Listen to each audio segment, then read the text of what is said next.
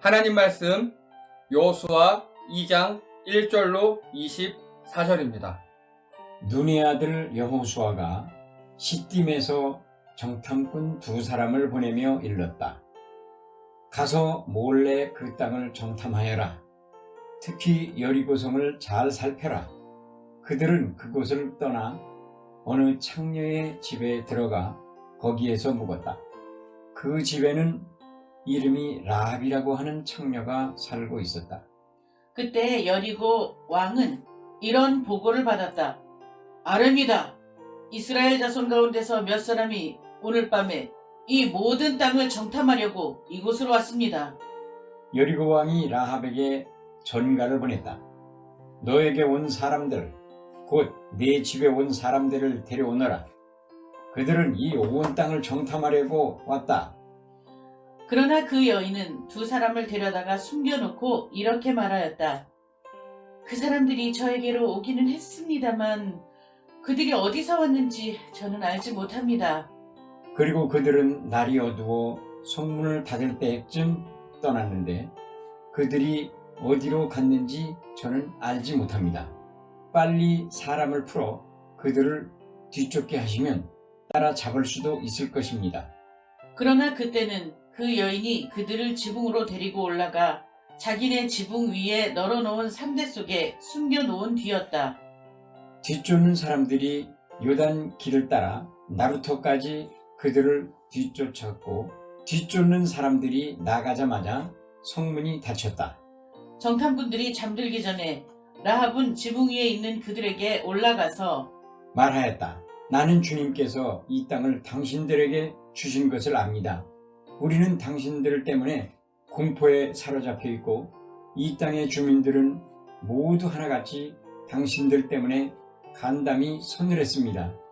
당신들이 이집트에서 나올 때에 주님께서 당신들 앞에서 어떻게 홍해의 물을 마르게 하셨으며 또 당신들이 요단강 동쪽에 있는 아모리 사람의 2왕 시혼과 옥을 어떻게 전멸시켜서 희생제물로 바쳤는가 하는 소식을 우리가 들었기 때문입니다. 우리는 그 말을 듣고 간담이 서늘했고 당신들 때문에 정신을 잃고 말았습니다. 위로는 하늘에서 아래로는 땅 위에서 과연 주 당신들의 하나님만이 참 하나님이십니다. 내가 당신들에게 은혜를 베풀었으니 이제 당신들도 내 아버지의 집안에 은혜를 베푸시겠다고 주님 앞에서 맹세를 하시고 그것을 지키겠다는 확실한 징표를 나에게 주십시오. 그리고 나의 부모와 형제 자매들과 그들에게 속한 모든 식구를 살려주시고 죽지 않도록 우리의 생명을 구하여 주십시오. 정탐꾼들이 그 여인에게 말하였다. 우리가 목숨을 내놓고라도 약속한 것은 지키겠소. 우리가 한 일을 어느 누구에게도 일러 바치지 않는다면 주님께서 우리에게 이 땅을 주실 때에 우리는 친절과 성실을 다하여 그대를 대하겠소. 라합은 성벽 위에 있는 집에 살고 있었기 때문에 창문으로 밧줄을 늘어뜨려 그들을 달아내려 주었다. 그리고 여인은 그들에게 말하였다. 뒤쫓는 사람들이 당신들과 마주치지 않도록 산으로 가십시오. 거기에서 사흘 동안 숨어 있다가 뒤쫓는 사람들이 돌아간 다음에 당신들이 갈 길을 가십시오. 그 사람들이 그 여인에게 말하였다. 당신이 우리와 맺은 이 맹세에 대하여 우리가 허물이 없게 하겠소. 이렇게 합시다. 여기 홍색 줄이 있으니 우리가 이 땅으로 들어올 때에 당신이 우리를 달아내렸던 그 창문에 이 홍색 줄을 메어두시오. 그리고 당신의 아버지와 어머니와 오라버니들과 아버지 집안의 모든 식구를 다 당신의 집에 모여있게 하시오. 누구든지 당신의 집 대문에서 밖으로 나가서 죽으면 그 죽음에 대한 책임은 죽은 사람 자신이 져야 하며 우리는 책임을 지지 않겠소. 그러나 우리가 당신과 함께 집안에 있는 사람에게 손을 대서 죽으면 그 죽음에 대한 책임은 우리가 질 것이오. 그러나 당신이 우리가 한 일을 누설하면 당신이 우리와 맺은 맹세에 대하여 우리는 아무런 책임이 없소. 그러자 라합은 그들의 말대로 하겠다고 대답하고 그들을 보냈다. 그들이 간 뒤에 라합은 홍색 줄을 창에 매달았다. 그들은 그곳을 떠나 산에 다다라서 사흘 동안 거기에 머물러 있었다. 뒤쫓는 사람들은 모든 길을 수색하였으나 정탐꾼들을 찾지 못하고 되돌아갔다. 두 사람은 산에서 다시 내려와 강을 건넜고 눈의 아들 여호수아에게 이르러서 그들이 겪은 모든 일을 보고하였다. 다 함께요. 그들이 여호수아에게 말하였다. 주님께서 그 땅을 모두 우리 손에 넘겨주셨으므로 그 땅의 모든 주민이 우리를 무서워하고 있습니다. 아멘. 지난주 말씀이 기억나십니까? 1. 약속의 성취 1이 뭐였죠? 야, 강하고 담대하라. 그래서 잠깐 복습을 하겠습니다. 여호수아서는 당연히 여호수아 외에 지었고요. 장소는 가나안, 언어는 고대 히브리어, 형식은 여호수아부터 이제 역사서입니다. 역사서. 지금까지 뭐 율법서 이런 거 있는데 역사책이에요, 이제. 그래서 팩트 체크가 중요하고요. 그리고 피문서. 율법 이런 게 많이 나오고 하나님과 인간의 수직적 이런 게 중요한 이야기고요. 그 여호수아서의 주제 기억나십니까? 예, 다 함께 따라 읽겠습니다. 시작. 예, 믿음으로 고. 이게 여호수아서의 주제입니다. 자, 지난주 이제 모세가 여호수아에게 인수인계를 다 했는데 모세는 늘 주의 종, 여호수아는 눈의 아들이라고 불렸어요. 그 여호수아의 아빠가 눈이라는 사람이었어요. 이게 어떤 의미냐면요. 성경에 보면 시몬이라는 사람이 나와요. 근데 시몬은 요한의 아들 시몬도 있고 이렇게 총 7명의 시몬이 있어요, 성경에. 근데 우리 같은 경우는요. 철수 그러면 김철수, 박철수, 이철수 이렇게 성이 다르잖아요. 근데 여기는 성이 없으니까요. 자, 시몬이긴 시몬인데 요한의 아들 시몬 혹은 가나안인 시몬, 예수님 동생 시몬 이렇게 앞에 뭔가를 붙여요. 누구의 아들이나 어느 출신. 뭐 우리말로 하면요. 뭐 안성댁 그런 느낌인 거예요. 그래서 이 눈의 아들 여호수아라는 말은요. 그 당시 여호수아라는 사람들이 많이 있었단 소리예요. 흔한 이름이에요. 철수라고. 그리고 그래서 굉장히 흔한 이름이고 역사적으로 실존했던 인물이란 반증이 바로 눈의 아들 여호수아라는 뜻입니다. 자, 그리고요. 이 여호수아라는 거는요. 자, 이게 여호수아라는 히브리어예요. 히브리어에는 오른쪽에서 왼쪽으로 읽어요. 이렇게 우리랑 거꾸로. 되게 이상하게 생겼죠. 근데 이거는요. 여호와와 아샤를 합친 거예요. 여호와. 여호와는 뭔지 아시죠? 하나님의 이름이잖아요. 즉 여호수아라는 뜻은요. 여호와는 구원이시다라는 뜻입니다. 하나님은 구원이시다. 그래서 이거는 히브리어입니다. 요거는 헬라어예요. 헬라어로 쓰면 이렇게 읽습니다. 이거를 예수라고 읽어요. 즉 여호수아는요. 히브리어 발음이고요. 그거를 헬라어 발음으로 하면 예수입니다. 즉 예수님의 이름이 여호수아예요. 그래서 여호수아는 지금도 보면요. 자기 백성들을 이끌고 가나안 땅, 약속의 땅, 좋은 땅으로 들어갑니다. 즉 우리들을 이끌고 천국으로 가시는 그 예수님의 모형이 바로 여호수아예요. 여호수아서는 예수님의 모형이 굉장히 많이 나옵니다. 자, 이거는요. 하나님께서 아브라함에게 약속하신 거예요. 여호수아 시대보다 무려 500여 년 전에. 그 약속이 지금 여호수아 때 성취가 되고 있는 겁니다. 그래서 백성들은요. 애굽 400년 종살이 하면서 거기서 백성들이 처음에 70명이 내려왔다가 한 200~300만으로 늘어나요. 그리고 주권. 이들은 처음에 이집트의 파라오의 노예였어요. 파라오가 주권자였어요. 근데 하나님께서 그들을 모세를 통해서 건져내셔서 광야 40년 동안 그들을 하나님 말을 잘 듣게, 즉 하나님의 주권을 인정하게 만들었습니다. 자, 백성 주권 나왔으면 이제 뭐 나올 정상이죠? 영토가 나와야죠. 이게 나라의 3요소잖아요. 그렇죠? 영토를 이제 오늘 여호수아가 가나안 땅을 점령하러 들어가는 이야기입니다. 즉 여호수아서는요. 하나님의 나라를, 가나안 땅에 임한 하나님의 나라를 완성하는 그런 시작입니다. 그래서 백성도 있고 하나님의 주권도 임하고 있고 이제 그 땅을 차지하러 가는. 그래서 믿음으로 고. 이게 여호수아서였고요. 자, 보십시오. 어느 곳이든지 다 주겠대요, 하나님이. 그럼 막 밟고 다니겠죠. 얼마나 신나겠습니까? 그런데요, 이걸 제가 적용을 잘해야 된다고 말씀드렸어요. 이거 지난주 기사였어요. 어떤 개신교, 저는 광신도라고 읽어요. 광신도가 수진사라는 절에 불을 저질렀습니다. 이렇게 실제 그 사진이에요. 그래서 전각 하나가 전소했어요. 이거 읽어보면요, 사찰에 찾아와 할렐루야라고 외쳤답니다. 여러분, 이거 민폐예요. 불법이에요. 간단하게 제가 그 말씀드렸어요. 어떤 불교 신자가 우리 교회에 와서 목탁 두드리면서 자, 부처님 믿으세요 라는 걸 우리가 용납할 수 있으면 우리도 절에 가서 그렇게 해도 돼요. 근데 우리 용납이 안 되잖아요. 그렇죠? 스님이 여기 와서 목탁 두드리면서 그 부처 믿으세요 그럼 우리 그거 안 되잖아요. 그럼 우리도 절에 가서 그렇게 하면 안 돼요. 근데 안 되는 걸 가서 했어요. 그리고 결국 전도도 하다가 나중에 신의 계시를 받았다고 주장하면서 불을 저질러요. 근데 무서운 게요, 이 수진사는 꽤 큰 절이고요, 수진사 안에 요양복지시설이 있었어요. 거기에 노인들이 100몇 명이 계셨고요. 큰일 날 뻔한 거예요. 이거 진짜 큰 참사일이 이어질 수 있는 그러한 일을 저질렀습니다. 근데 이 여자가 주장한 게 신의 계시를 받았다. 아니, 그럼 이렇게 생각해 보십시오. 여호수아도 하나님께서 말씀하셔서 지금 가나안 땅을 정복하러 들어가는 거잖아요. 그렇죠? 그거나 지금 이 여자가 신의 계시를 받았다고 들어가는 거나 뭐가 다릅니까? 어떻게 설명할 수 있을까요? 시대가 다르다. 아, 지난주에 들었구나. 먼저 두 가지입니다.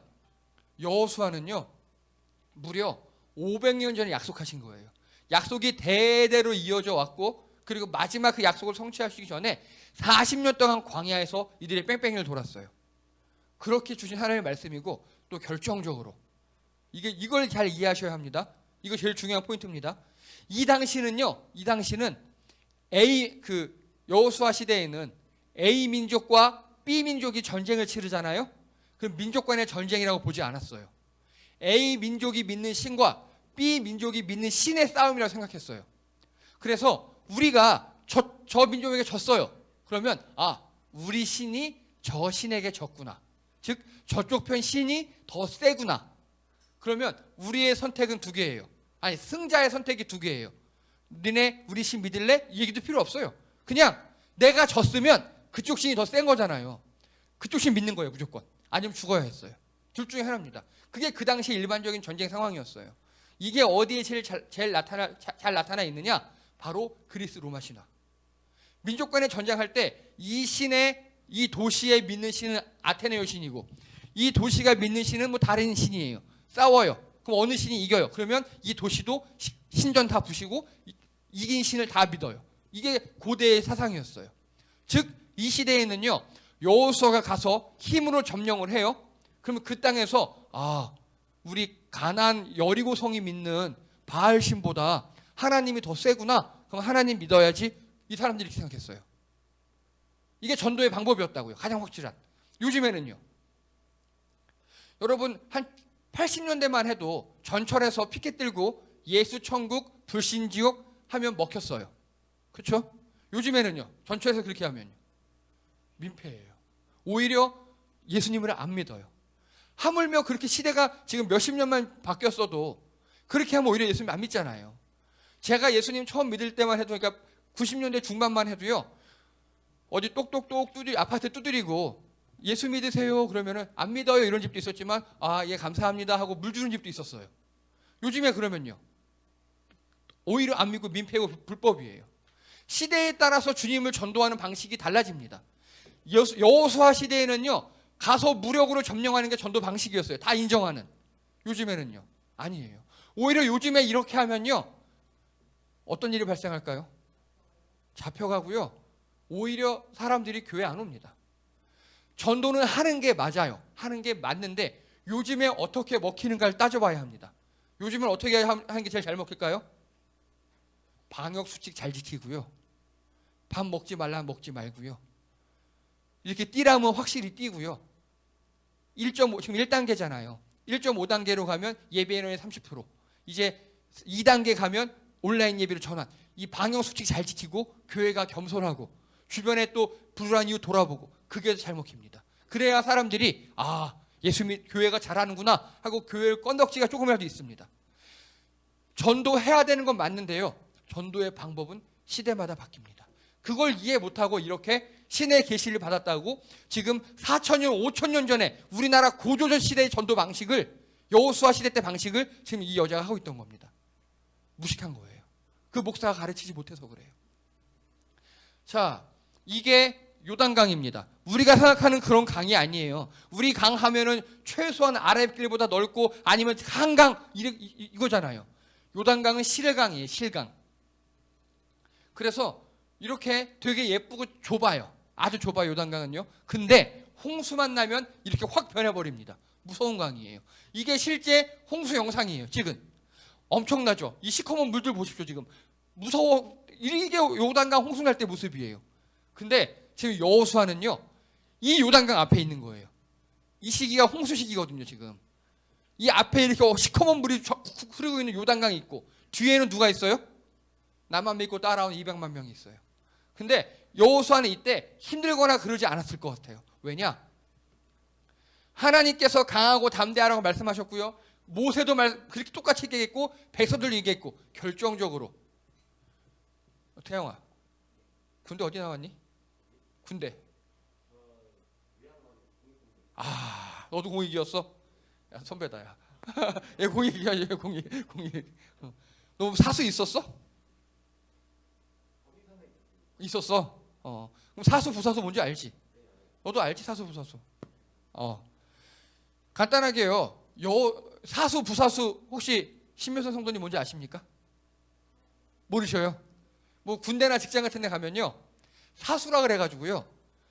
나는 딱 신입으로 들어가면 나는 부사수예요. 이 사람은 사수라 그래서 내 담당하는 직속 상관인 거예요. 이 사람만 따라하면 되고 이 사람이 나 다 가르쳐주는 사람.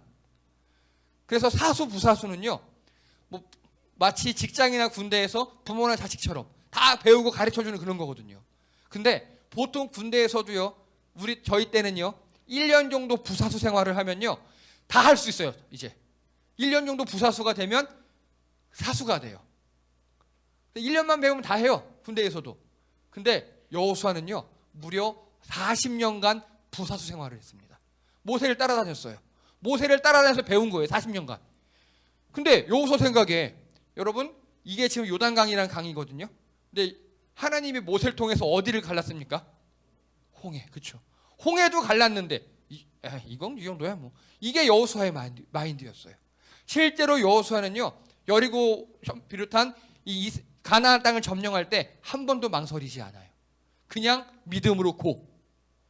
자, 제가 이거 믿음으로 고 말고 원래 주제를 뭐로 하려고 그랬는지 혹시 기억나십니까? 아니요. 왜 못 먹어도 고 이렇게 하려고 그랬는데 그건 좀 그렇잖아요. 못 먹어도 고 하면.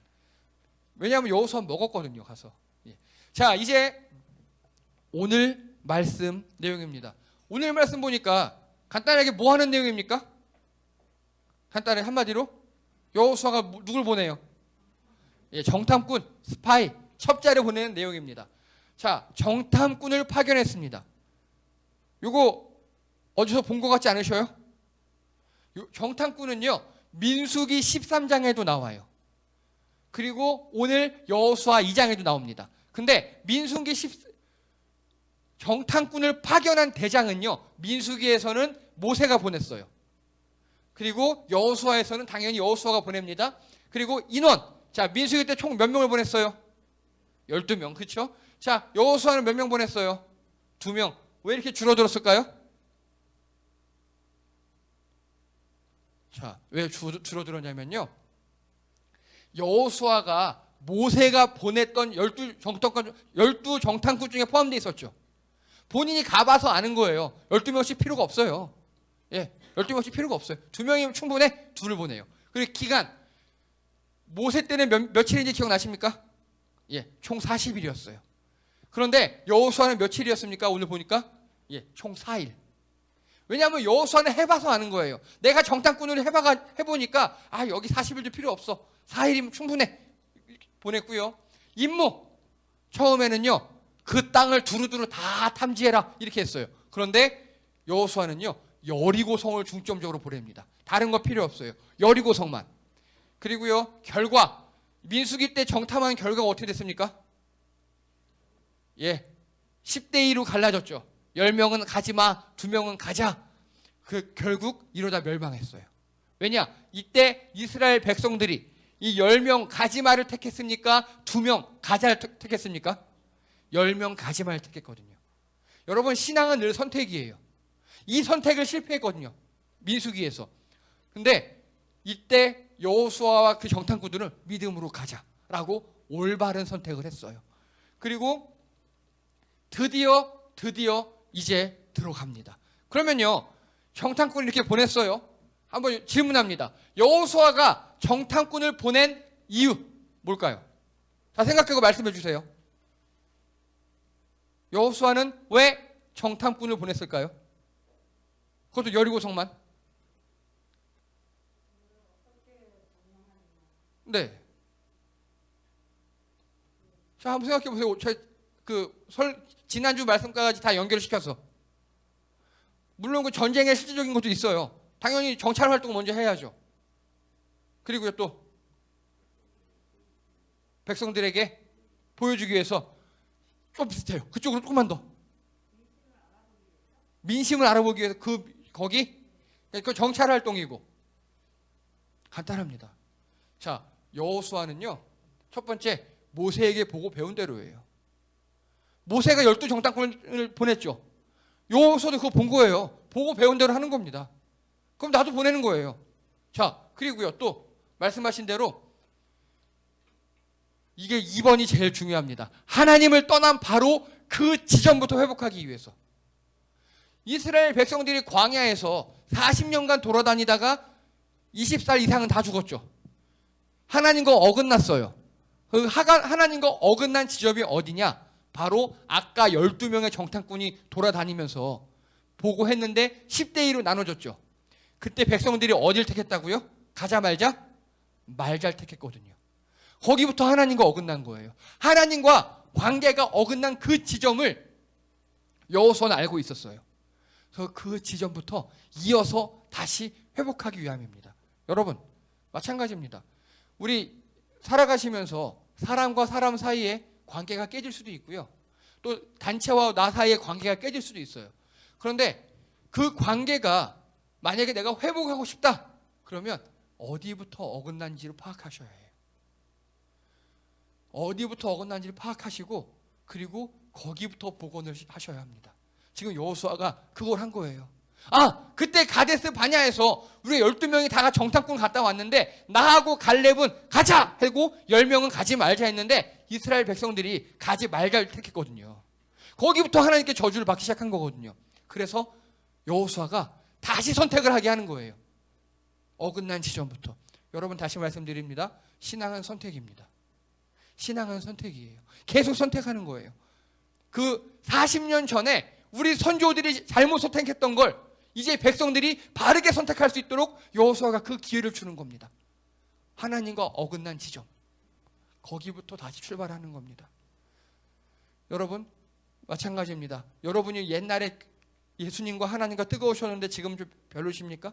하나님과 어긋난 지점을 확인하시기 바랍니다. 여러분이 옛날에 누구와 어떤 사람과 관계가 좋아하는 지금 어긋났습니까? 그 지점부터 회복하시기 바랍니다.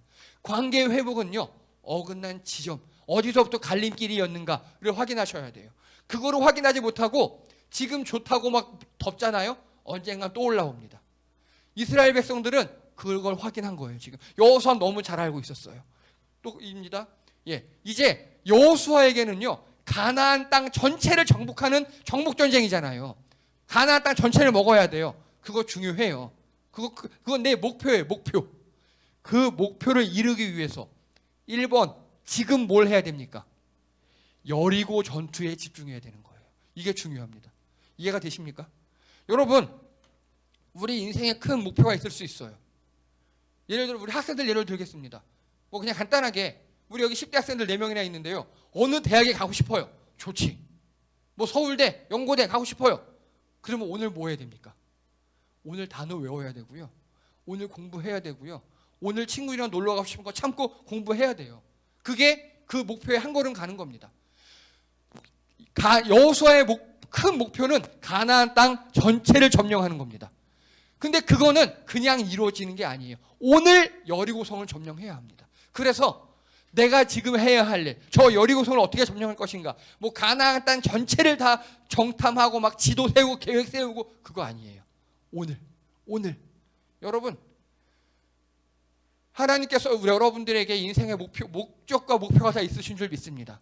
그걸 이루기 위해서 여러분 오늘 무엇을 하실지 선택하시기 바랍니다. 오늘, 지금 무엇을 하실지. 여러분이 오늘 무엇을 하시느냐에 따라서 그걸 재료 삼아 하나님이 내일, 모레, 몇십 년 후, 40년 후를 창조하실 줄 믿습니다. 여러분, 오늘이 굉장히 중요합니다. 오늘이 우리의 날이에요. 오늘 내 발밑에 그게 내가 할 일입니다. 여호수아는 그 현실을 잘 직시하고 있었어요. 지금 다른 말로 하면요, 가나안 땅은 지금 도시국가지만 제일 센 나라가 예루살렘이었거든요. 또 거기를 점령해야 돼요. 수도 개념이니까. 거기부터 정찰하는 게 우리 같잖아요. 아니에요. 여리고부터 정찰했어요. 내일 우리가 싸울 적부터 그 하루하루 차근차근 밟아간 게 여호수아였습니다. 여러분, 오늘에 충실하시는 선택을 하시기 바랍니다. 내일로 미루는 습관, 그리고 구체적 계획을 세우지 않는 습관 굉장히 안 좋습니다. 오늘 내가 어떻게 할 것인가. 점점 여호수아는요, 그걸 너무 잘한 사람이에요. 계속 이야기하겠습니다. 자, 이 그림은요, 지푸라기 같은 거에 여자가 정탐꾼 둘을 세워주고 있죠. 이제 스토리를 제가 오늘 스토리가 대충 머릿속에 그려지십니까? 정탐꾼이 여리고성을 막 돌아보다가 라합이라는 여자 집에 들어갔어요. 라합의 직업은 뭐다? 창녀예요. 우리 다른 성경에는 완곡하게 기생이라고 표현했는데 기생 아니에요. 창녀입니다. 몸 파는 여자였어요. 그리고 그 집에 정탐꾼이 들어갔어요. 잠자려고 하룻밤 묵으려고 들어갔습니다. 그랬는데 이 라합이 정탐꾼을 알아봤어요. 그리고 다 얘기해줘요. 다 정보를 제공해요. 또 라합이 야, 니네 여기 숨어 있어 라고 간첩을 이렇게 지푸라기 같은 걸, 성경에 3대라고 표현했어요. 지푸라기 같은 걸 덮어준 거예요. 그리고 군인들이 잡으러 오니까 저쪽으로 도망갔어요. 이렇게 거짓으로 가르쳐줘요. 그래서 무사히 탈출합니다. 탈출하는데 또 이렇게 붉은 줄을 성벽에 매달아서 라합네 집이 성벽 위에 꼭대기에 있었거든요. 그 성벽에서 탈출하게 도와줍니다. 즉 여리고성 이 정찰 활동 간첩질은요, 라합이 다 한 거예요. 정탐꾼은 한 거 별로 없어요. 라합이 다 했어요. 그리고 실제적으로 이 사람들은 이제 라합이 충고도 해줘요. 그냥 가지 말고, 그냥 가면 큰일 나니까 어디 가서 또 3일 동안 숨어 있다가 그리고 도망가렴. 그때 우리 살려줘. 그러니까 그러면 붉은 줄 매달아 놔. 그러면 니네 집안에 있는 사람은 다 살려줄게. 그렇게 하고 오케이, 계약 맺고 돌아갑니다. 이게 오늘 말씀의 내용입니다. 그런데 이 심플한 내용 속에 많은 것들이 숨겨져 있습니다. 먼저요, 이게 지금 그 당시 여리고성을 보고 난 상상도입니다. 여리고성은요, 우리가 생각하는 성하고는 달라요. 이중성이에요. 이중성. 밖에 외성이 삥 둘러서 있고요, 그 안에 내성이 또 있어요. 내성이. 이 외성은요, 여기 보시면 외부 옹벽이라고 되어 있죠. 이렇게 돌더미 위에 성벽으로 쌓여져 있어요. 우리나라에도 이런 성이 딱 한 개 있어요. 아니에요. 바로 계양산성이에요. 선생님들 근처에 있는 계양산성 있죠. 계양산성 있잖아요. 우리 여기 우리 두 분, 집사님, 박은실 집사님 댁 근처에 계양산성이 있습니다. 근데 그 계양산성이 여리고성과 구조가 거의 비슷해요. 왜 그럴까요? 혹시 계양산성 가보셨습니까? 계양산성도요, 밑에 흙으로 쌓았다가 그 위에 성벽을 쌓았어요. 여기도 마찬가지예요. 왜 그럴까요? 간단하게요, 계양산성은 그 삼국시대 이전부터 쌓았거든요. 그 이전에는요, 사람들이 돌로 쌓을 기술이 없는 거예요. 처음에 삼국시대 이전에 흙으로 쌓았어요. 근데 삼국시대에 신라가 거기다가 백제가 거기다 돌로 쌓아놓은 거예요. 이해되십니까? 같은 장소에다가 옛날에 1차로 흙으로 쌓았고 기술이 없을 때 2차로 거기다 돌로 또 쌓은 거예요. 그리고 또 조선시대가 되니까 거기에 막 대포 설치하고 이런 식으로. 여리고성이 그겁니다. 처음에는 흙으로 쌓아놨어요. 옛날에는. 그리고 그 또 후대가 그 흙 위에다가 옹벽을 하나 더 쌓았어요. 그리고 그 다음 후대가 여기다 상층 성벽을 또 쌓았어요. 그러다 보니까 여리고성은 완전 요새가 돼버렸어요. 우리 계양산성처럼. 여러분 우리 지금요 김포나 강화에 배로 타고 와가지고 내려서 서울로 가는 길 많죠. 공항고속도로도 있고 외곽순환도로도 있고 많이 있어요. 서울로 가는 길. 근데 조선시대 이전만 해도요 서울로 가는 길이 여기 지금 계양산 넘어가는 그 길이잖아요. 공천사거리에서 넘어가는 길. 그 길 하나밖에 없어요.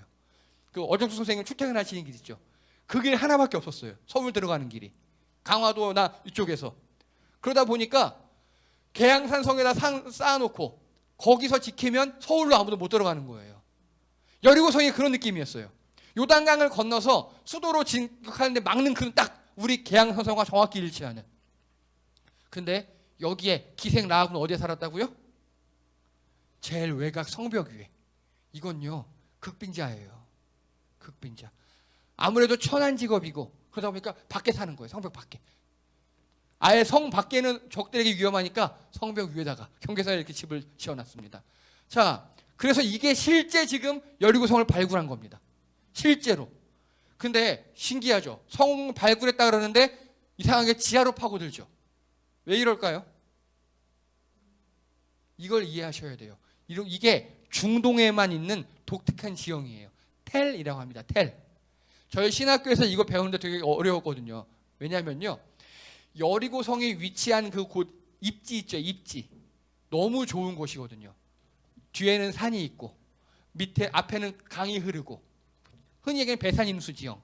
근데 그 지형이 막 하루아침에 변하지 않잖아요. 몇천 년 동안 그 지형이 똑같잖아요. 그러니까 제일 초창기 정착한 사람들이 거기다가 흙으로 성벽을 쌓아요. 그리고 거기가 망하거나 특히 여기 막 모래폭풍 불고 이러거든요. 사막의 모래폭풍처럼. 그러다가 그게 오래돼서 문명이 망하고 덮여요.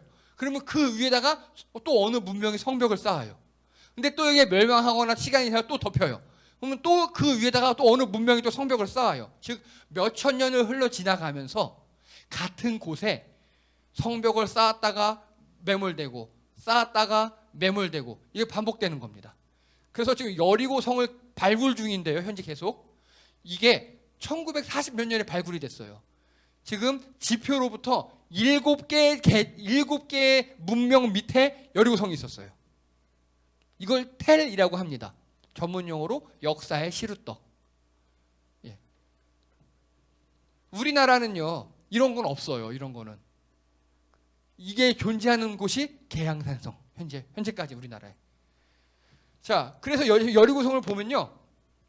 여기 보십시오. 여기 이거 굉장히 성벽이 두꺼워요. 왜냐하면 우리나라 성벽은 얇잖아요. 그거는 우리나라는 큰 돌을 쌓아서 얇은 거예요. 근데 여기는 큰 돌이 없어요. 다 지금 돌들이 작죠. 작다 보니까 두껍게 쌓을 수밖에 없어요. 그래서 그 위에 집을 지을 수 있을 정도로. 예, 그게 지금 라합네 집이에요. 자, 그래서 현재 창녀 라합의 상황을 알아보겠습니다. 정말 기구합니다. 먼저 당연히 낮고 천한 신분이겠죠. 그렇죠? 똑같아요. 예나 지금이나. 몸파는 여자니까. 그리고요. 전쟁 위기에 처한 나라의 변방 최전선의 거주자입니다. 여러분 지금 이스라엘 백성들이 요단강 건너편에 있어요. 여리고성에서는 그들이 눈으로 보여요. 지금 저들이 아무리 봐도 쳐들어올 것 같아. 여리고성 사람들이 지금 기분이 어떻겠습니까? 다 쫄았다 그랬죠 아까. 근데 나는 그 성벽 위에 살고 있어요. 얼마나 지금 마음 힘들겠습니까? 전쟁 나면 난 일타로 죽는 거예요. 그게 창녀 라합의 상황입니다. 그리고 또요. 불안에 떠는 사람들이 취하고 욕구를 배설하는 곳이 바로 라합의 집이에요. 이 당시 라합의 집은요. 창녀촌과 술집과 여관을 겸하는 그런 곳이었어요. 이 당시에는. 여러분 우리나라 옛날 일제시대 할머니들도 위안부로 많이 끌려가셨죠. 전쟁의 위기에 속하면요. 군인들이 본능에 충실하답니다. 그래서 술 마시고 먹고 자고 여자 찾고 그런답니다. 아마 지금 라합네 집은 되게 붐비고 또 사람들 막 술 먹고 취하고 또 막 여자 찾고 그런 분위기였을 거예요. 전쟁의 위기에서 내일 죽을지 모르니까 그런 상황 가운데 있는 겁니다. 지금 우리의 상황보다 훨씬 더 안 좋은 그런 상황. 그런데 이때 라합의 성품에 대해서 알아보겠습니다. 여러분 오늘 보면 라합의 성품을 알 수 있는 수많은 키워드들이 있어요. 먼저 첫 번째, 라합의 집 옥상 위에 3대가 널려 있었다면서요. 라합은요 굉장히 부지런하고 성실한 사람이었을 겁니다. 여러분 흔히 우리나라에서 유흥가에서 일하는 남자든 여자든 돈을 막 잘 벌는 편이죠. 그런 사람들은 보통 돈을 어떻게 씁니까? 그쵸, 흥청망청 쓰죠. 근데 라합은 그럴 것 같지 않아요. 우리말로 할게요.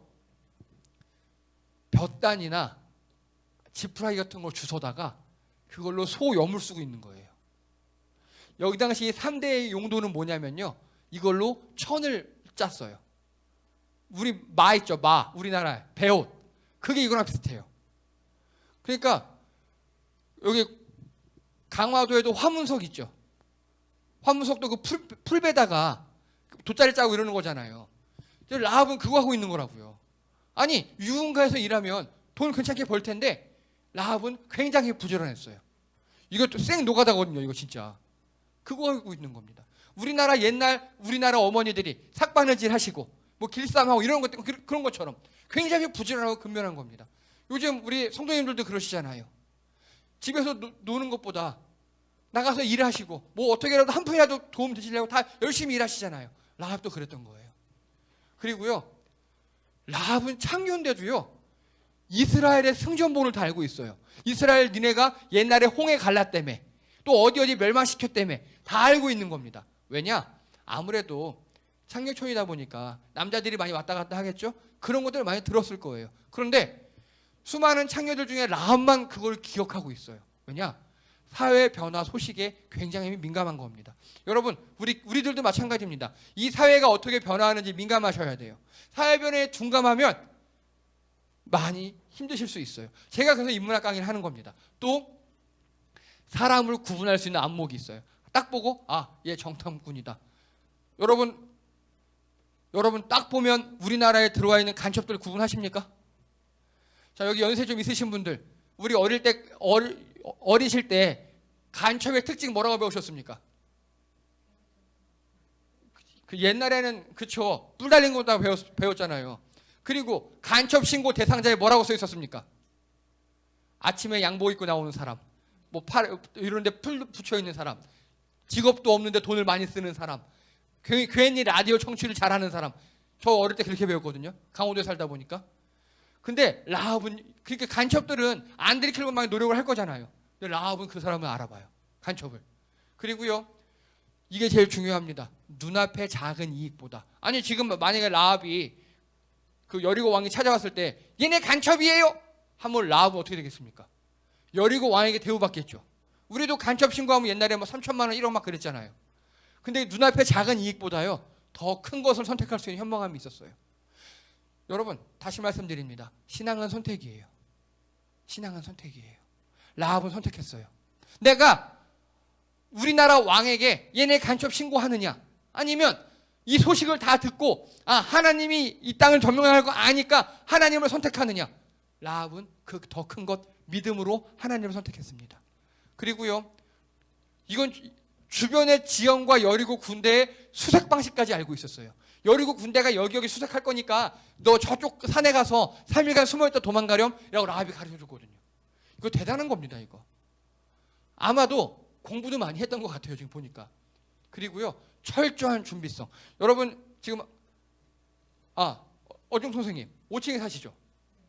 5층에서 혹시 탈출할 수 있는 밧줄 준비해 놓으셨습니까? 안 하셨잖아요. 저희 집도 없어요. 그래, 성민이네는 필요 없지 뭐 2층이니까. 자, 여러분들 한 3, 4층에 사시는 분들 탈출용 밧줄 있으십니까? 없잖아요. 라합은 있어요. 성인 2명이 탈출시킬 만한 밧줄이 있어요. 이거 굉장한 준비성이에요. 아마 라합은 군대가 쳐들어오면 그걸 도망가기 뭐 그렇게 해놨겠죠. 이제 제가 보기에 라합은요 그냥 일반 창녀는 아니었어요. 비록 그런 직업에 종사하고 있지만 성실하고 현명하고 사리 판단도 잘하는 그런 여자였던 것 같습니다. 그리고 가족들을 살릴 수 있는 관계가 형성되어 있어요. 이거 성경에서 최초예요. 성경에서 최초예요. 여러분, 하나님께서 소돔과 고모라를 멸망시키실 때 롯의 사위가 될 사람들에게 얘기했어요. 야, 하나님 여기 멸망시킨대. 탈출해야 돼. 사위들이 장인을 비웃어요. 아유, 장인 어른 무슨 술 묻으셨어요? 막 이래요.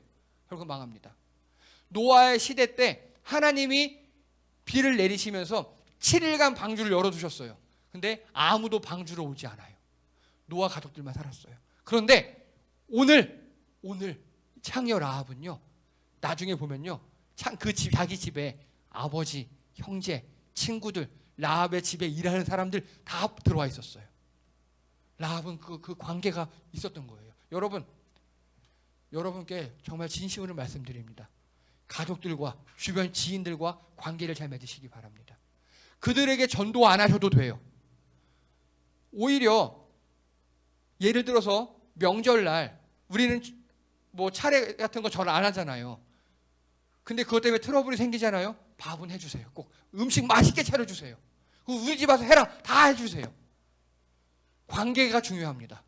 관계를 잘 맺어주셔야 합니다. 그러면 하나님이 그들을 부르실 때가 있어요. 그들 마음속에 내가 교회를 가봐야 할까? 이런 마음이 들 때가 있어요. 그때 아 그래 우리 누구 교회 다니잖아. 우리 누구 그렇잖아. 그게 바로 전도입니다. 여러분 아무리 데리고 올라해도 안 와요. 가족들 전도 안 돼요. 말 안 들어요. 그냥 관계만 잘 유지해 주세요. 많이 베푸시고 안부 자주 물으시고 하면서 관계만 잘 맺어주시면 그 관계를 통해서 하나님이 일하십니다. 오늘 여리고성처럼. 자, 그럼 라합은 정탐꾼을 왜 숨겨줬을까요? 네? 라합은 정탐꾼을 왜 숨겨줬을까요?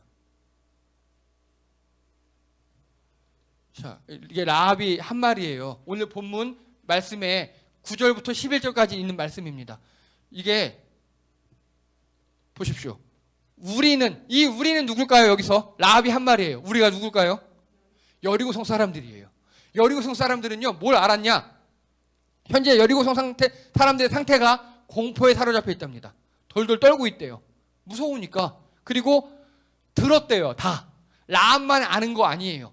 여리고성 사람들 전체가 다 알아요. 쟤네들이 무서운 애들이래. 하나님의 군대가 무섭대.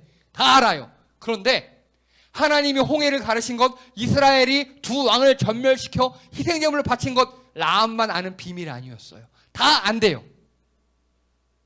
여러분, 이 바른 지식이 되게 중요합니다. 바르게 알고 있는 거. 여리고성 사람들도 알고요. 라합도 다 바르게 알고 있어요. 하나님이 제일 세다는 거. 근데요, 여러분, 하나님에 대한 지식이 바르지 않은 경우도 많이 있어요. 이렇게 제가 저희 교회 말고요. 이상하게 다른 교회 다니는 분들이 많이 상담을 해요. 보면 너무 다 잘못 배운 분들이 많아요. 아까 그 수진사에 불지른 그 광신도 같이 그렇게 가서 불질러 하는 게 진짜 신앙이라고, 절에 가서 전도하는 게 진짜 신앙이라고 가르치는 목사들이 많이 있어요. 여러분, 하나님을 바르게 아셔야 합니다. 오늘 여리고성 사람들은요 하나님을 바르게 알았어요. 그런데 문제는 뭐냐? 보세요. 나는 라합이죠. 나는 주님께서 당신에게 이 땅 여리고를 하나님이 당신에게 주신 걸 알아요. 이건 나만 아는 거예요. 나만. 그리고 위로는 하늘에서 아래로는 땅에서 과연 주 당신들의 하나님만이 참 하나님이십니다라고 고백하고 있습니다. 이건 라합의 고백이에요. 그래서요 하나님이 홍해를 가르신 것, 이스라엘 두 왕을 전멸시켜 희생제물을 바치신 것은 라합도 알고 여리고성 사람들도 다 아는데 그 중에 하나님이 요단강도 가르실 것. 왜? 홍해 갈랐으니까. 그리고 이스라엘 사람이 두 왕을 다 멸절시킨 것처럼 여리고도 희생제물을 바칠 것이라는 건 라합만 믿음으로 아는 겁니다. 이해되십니까? 이게 되게 중요해요. 하나님의 말씀을 바르게 안다 해도요 그 이후의 믿음 그리고 또 그 이후의 행동은 이 여리고성 전체에서 변방에 사는 라합만 알았어요. 라합만 행동을 했어요. 그래서 올바른 지식, 성경에 대한 올바른 지식과 팩트 굉장히 중요합니다. 이건 제가 전달해 드릴 수 있어요. 이건 제가 연구하고 막 어떻게 해서 어떻게 해석되는지 성경에 대한 지식은 제가 전달해 드리겠습니다. 그런데 이 지식을 받아들여서 행동하는 건 각자의 선택입니다. 그래서 올바른 지식과 그에 따른 행동이 있죠.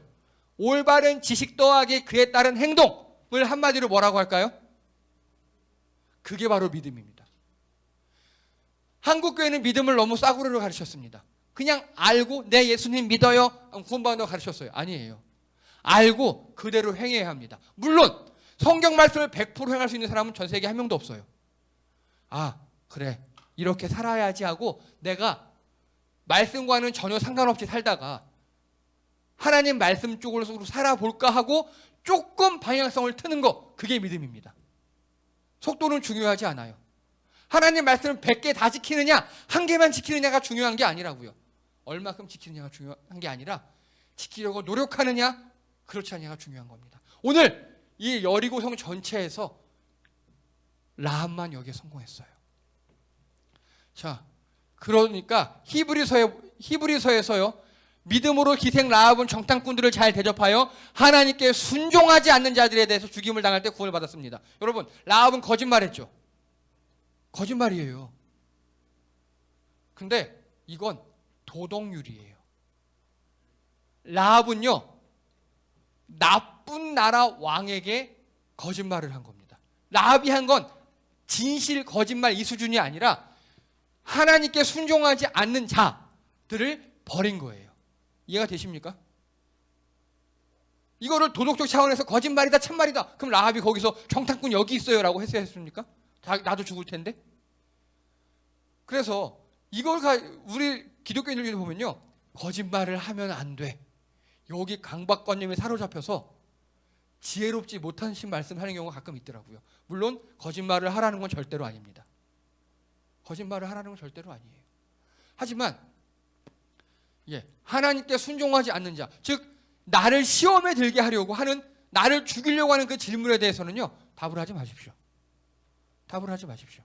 라합은 여기에 성공했고요. 그리고 그 행함으로 인하여 의로운 사람으로 인정받았습니다. 야고보서에. 즉 아는 게 믿음이 아니라요 알고 행하는 게 믿음입니다. 여러분 아는 만큼 행하시기 바랍니다. 아니요, 저 정확히 아는 대로 행하시려고 노력하시기 바랍니다. 우리도 인간이고 이 땅이 힘들고 악하잖아요. 아는데 말씀대로 못 살아요. 하나님도 아셔요. 아는 대로 조금이라도 행하시려고 노력하시는 여러분 되시기 바랍니다. 자, 저는 이 그림이 너무 은혜가 돼요. 여리고성이 다 무너지고 있어요. 결국 나중에 여리고성이 다 무너지는데 여기 붉은 줄이 하나 딱 매달려 있는 그 성벽만 무사해요. 여기 누구네 집일까요? 라합네 집이겠죠. 그 성벽이 무너지자마자 여호수아가 명령을 내려요. 가서 이 정탐꾼들에게 가서 이 집안에 있는 사람들 다 데리고 와 라고 여호수아가 명령을 내려요. 그리고 정말 정탐꾼이 들어가서 집안에 있는 사람들 다 데리고 나와요. 그리고 여호수아가 명령합니다. 이 성 안에 숨쉬는 동물들까지 싹 죽여. 하나님은 여리고성을 전멸시키셨거든요.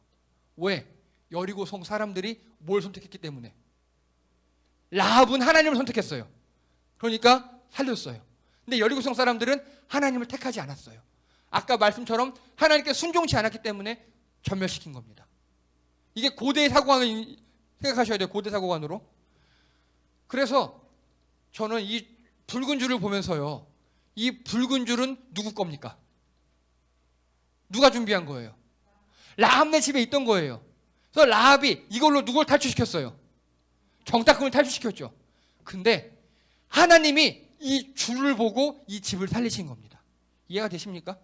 하나님이 딱 정해놓고 그래 너는 구원받았어. 너는 평생 구원 못 받아 라고 정해주신 게 아니라고요. 우리가 준비한 붉은 줄로 하나님이 우리를 구원하실 줄 믿습니다. 그 붉은 줄이 무엇이냐? 바로 예수님이에요. 하나님이 예수님을 우리에게 보내주셨어요. 우리가 그 예수님을 선택하느냐 선택하지 않느냐가 우리가 이렇게 멸망 가운데 살아남느냐 살아남지 못하느냐의 문제라고요. 그래서 이 붉은 줄은 예수님을 상징합니다. 자, 여기 보세요. 이건 정탐꾼들이 한 오늘 말씀 18절이에요. 정탐꾼들이 이렇게 얘기해요. 여기 홍색 줄이 있으니 다 집에 대피해 있으라고.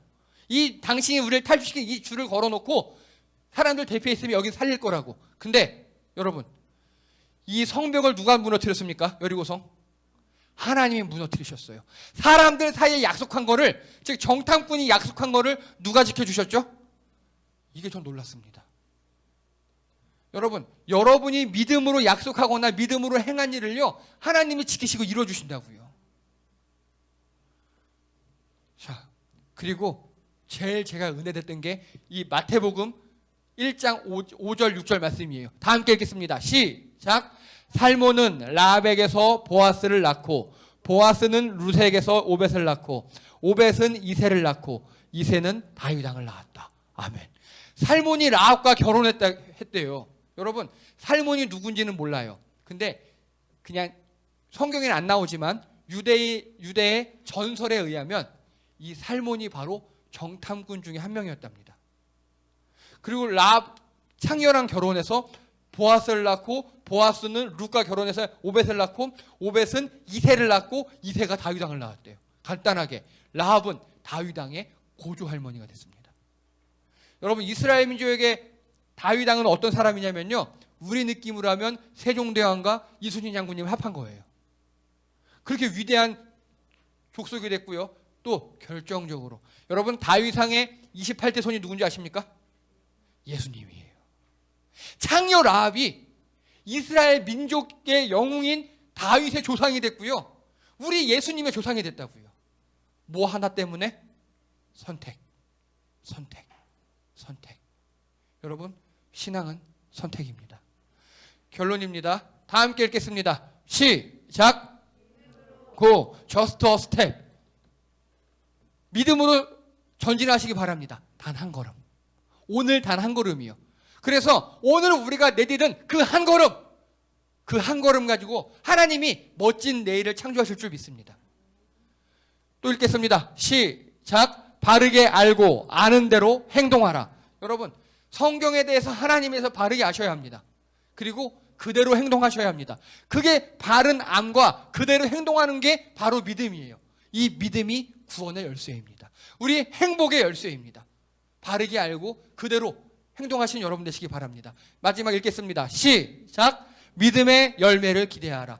여러분, 라합은요, 그 선택 하나로 창녀가 결혼을 해요. 저 낮은 창녀가 정상적으로 결혼을 했고요. 그리고 전설에 의하면 정탐꾼이었다 그랬잖아요. 정탐꾼이면 굉장히 높은 직업이에요, 그 당시에는. 그리고 다윗 왕의 조상이 되고, 그리고 나중에는 예수님의 조상이 됩니다. 이 믿음의 열매를 기대하시기 바랍니다. 가나안 창녀 라합이 다윗 예수님의 조상으로 만드셨어요. 그게 우리 하나님입니다. 여러분, 기대하십시오. 우리가 믿음으로 오늘 한 걸음하고 믿음으로 한 행동을 하나님께서 어떻게 쓰실지 기대하시며 그 믿음으로 오늘을 열심히 사신 여러분 되시기를 주님의 이름으로 축복합니다. 기도합니다. 할렐루야. 하나님, 우리가 신앙을 선택하기 원합니다. 하나님을 선택하기 원합니다. 신앙은 선택임을 알았습니다. 우리가 매 순간의 선택에 있을 때 점차 하나님 쪽을 선택하는 그 믿음을 우리에게 허락하여 주시옵소서. 바르게 알고 그대로 행동하고, 그래서 우리의 행동을 통하여, 우리의 믿음을 통하여 큰 열매를 맺으실 우리 하나님을 기대합니다. 우리 인생에서 오늘 우리가 택한 믿음으로, 우리가 믿음대로 한 행동으로 내일 몇십 년 후에 큰 열매를 기대하며 나아가오니 우리 성도님들이 오늘 하나님을 선택할 수 있도록, 오늘 말씀을 선택할 수 있도록 주여 우리를 도와 주시옵소서. 이번 일주일을 도와 주시옵소서. 감사드리며 예수님의 이름으로 기도드립니다. 아멘.